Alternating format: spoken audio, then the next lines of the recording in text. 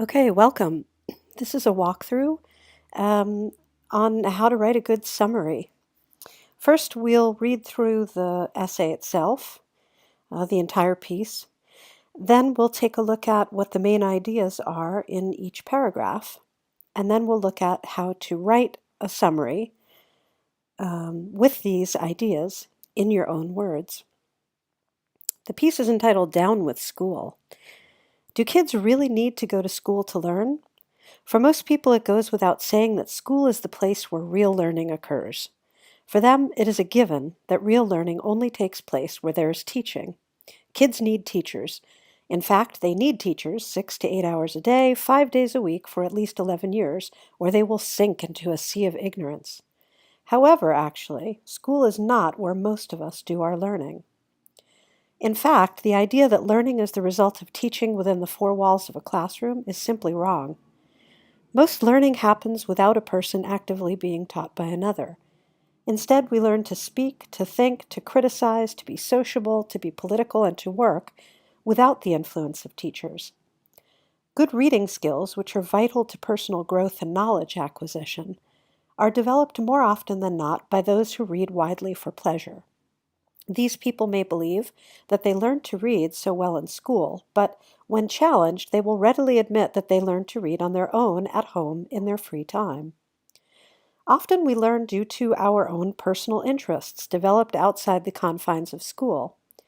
For instance, people who learn a second language well are much more likely to do so because of interests outside the classroom, interests in movies, music, magazines, foreign friends, games, or computers.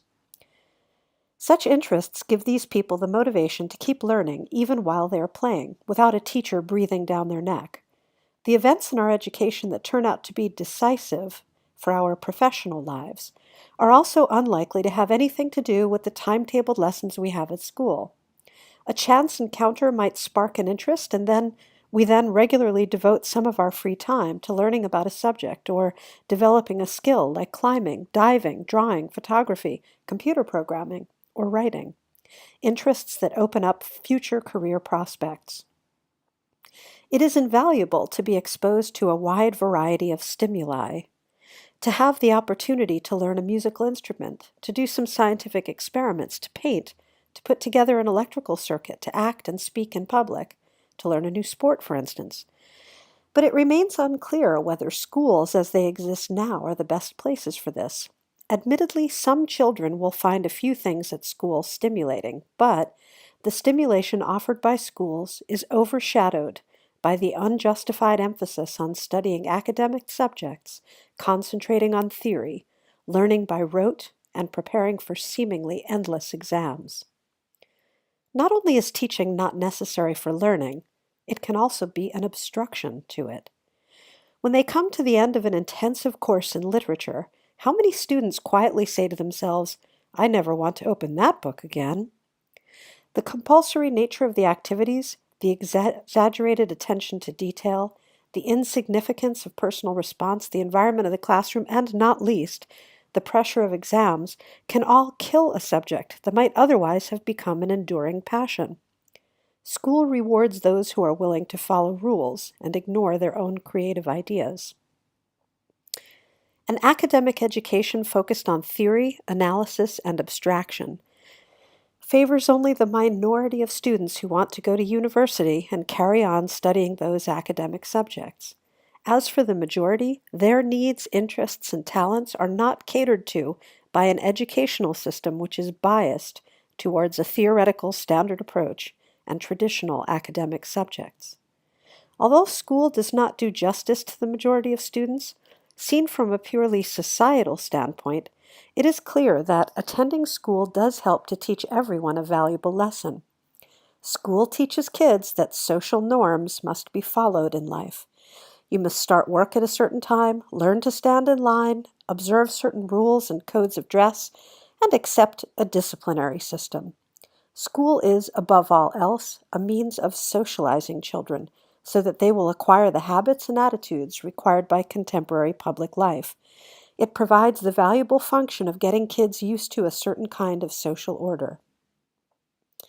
The real importance of exams is not to help you learn a subject, but to force you to accept from a young age that society is hierarchical and that you have an officially recognized place on the social ladder. Because exams are designed so that only a minority of students get a really good grade, school offers the majority of pupils a lesson in inferiority, which they usually take to heart, and as a result keeps them quiet for the rest of their lives. If we look at a school from a distance on a gray day, it can seem like a factory for producing the downtrodden employees and the smug employers of the future. Although that is something of an exaggeration, it is clear that schools are certainly not ideal centers of learning. Undoubtedly, schools are a fact of life in our modern and highly organized societies. It might seem like a nice idea for education to be much more informal, tailored to the interests and talents of individuals engaged with learning in small group settings. But on a national scale, this is simply not feasible. A perfect system may not ever exist, but regardless, we must admit that the system as it is does not work for many young people and needs to be changed. We are then left to wonder how our educational system can be reformed so that the experience of school is much more positive for all students. Okay, there are some pretty strong thoughts and ideas in this piece, some of which you may likely agree with or strongly disagree with. In any case, our task here is to figure out what the main ideas of each paragraph are. Now, in paragraph 1, I would say this is the main idea. School is not where most of us do our learning. This information is basically just an introduction to the main idea, which is that we don't learn in school. If we take a look at paragraph 2, again, the thesis of this paragraph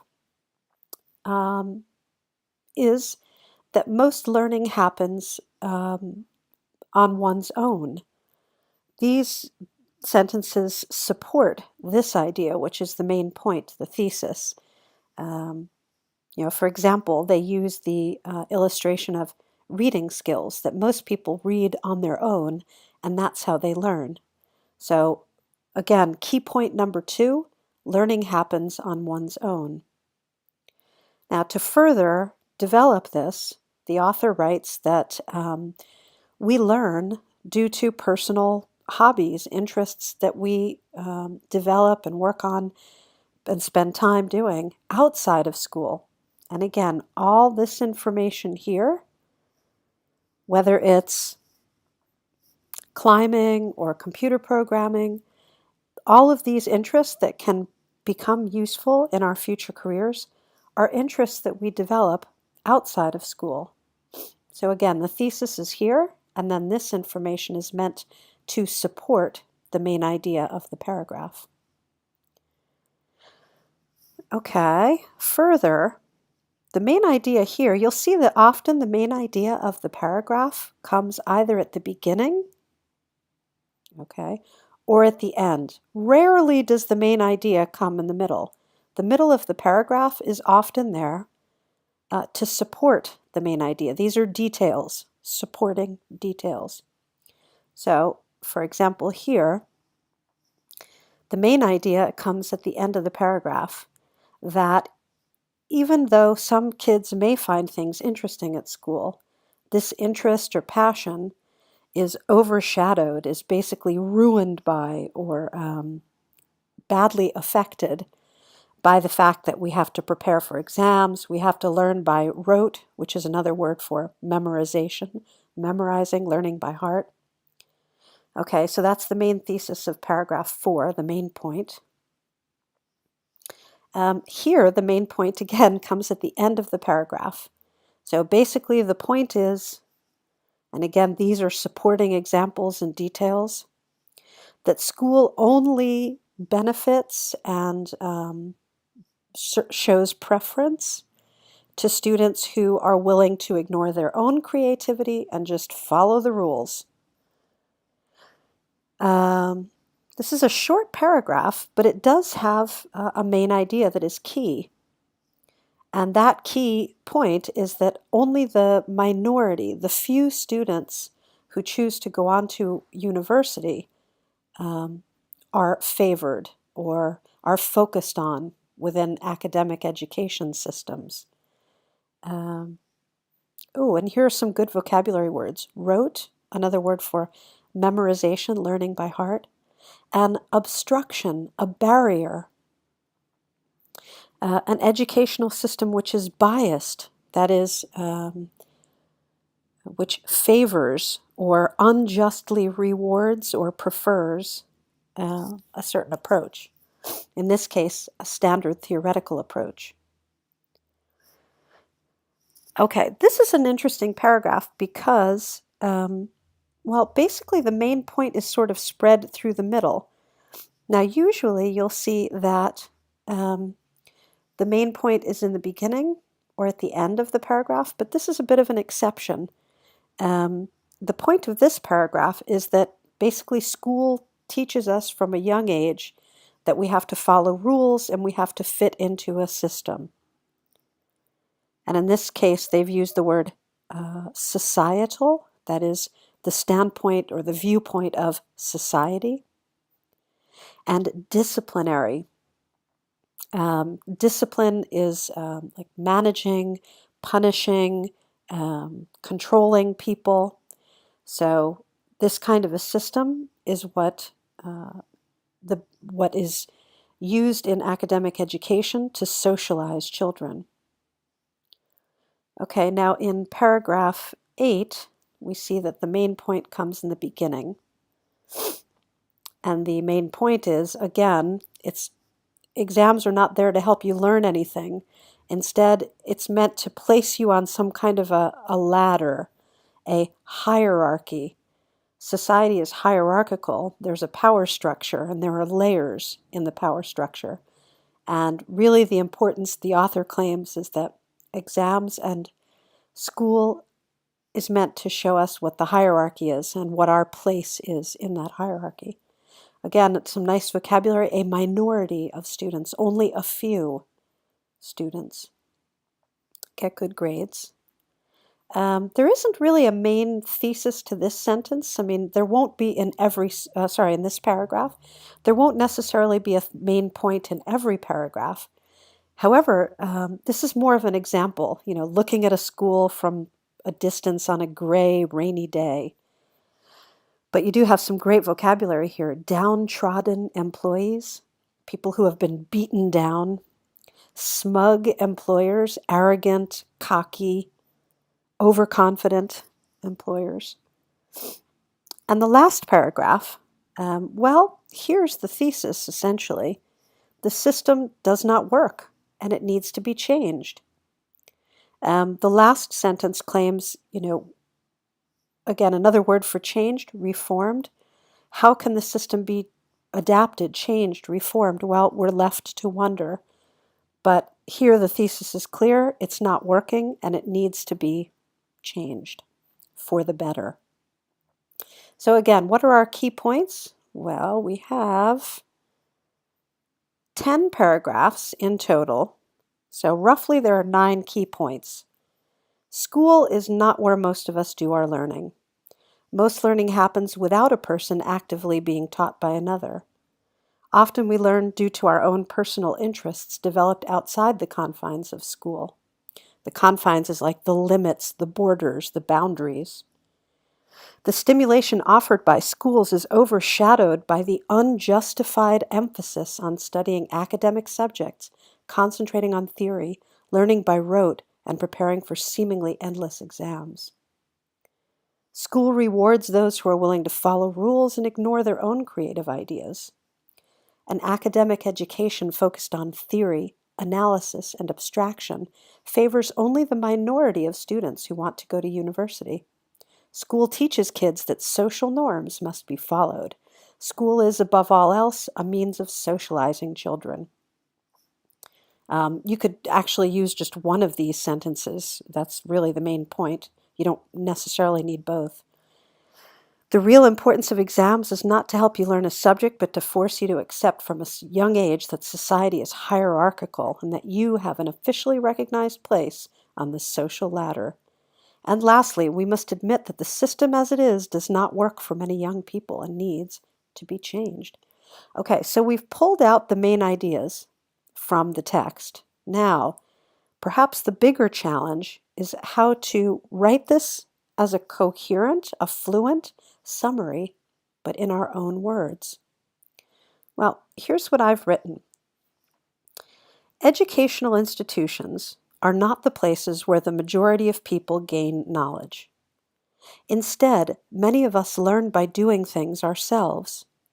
In fact, we develop our desire to learn something in our own free time, not at school.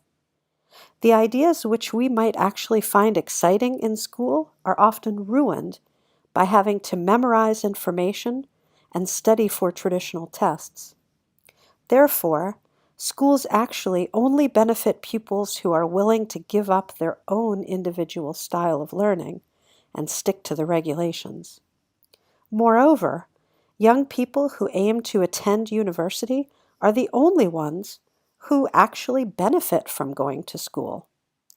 In fact, schools nowadays are a way of teaching youngsters their place in the social order of life.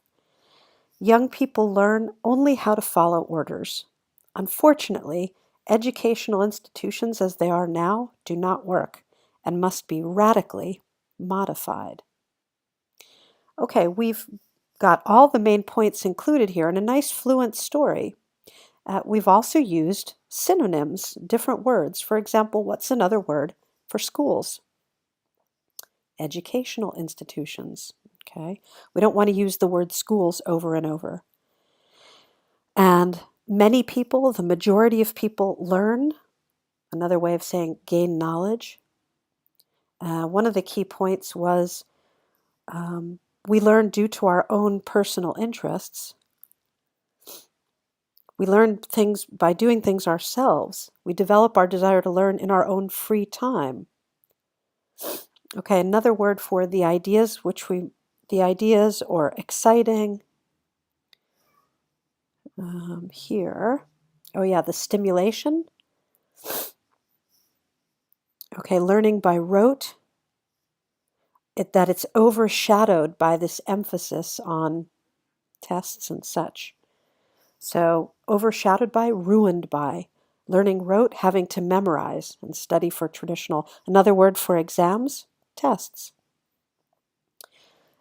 Schools reward those students. The students benefit. Who benefits? Students who are willing to give up their own creative ideas, another way to say that, their own individual style of learning, stick to the regulations or rules. Another word for youngsters, young people, learners, students, pupils. Okay, young people, youngsters. We have lots of synonyms in English who actually benefit. Okay, and when we talked about socialization and the hierarchical order, well, here's another way of saying that social order of life. And instead of saying changed, that schools need to be changed, here we write radically modified. So again, we've used some nice synonyms, used our own words instead of just those in the text. But we've also added one more thing that makes this a good summary. Well, if you look at all these sentences, they're kind of disconnected. They read like separate sentences just pulled out of the text. So what we've done down here is to add some linking words. Words like instead, therefore, moreover, in fact, unfortunately. So adding linking words, words like for example, for instance, as a result, however, furthermore, can help to make your summary more fluent and more coherent. Hopefully this helps in giving you some tips and tricks and showing you an approach to how to write a good summary.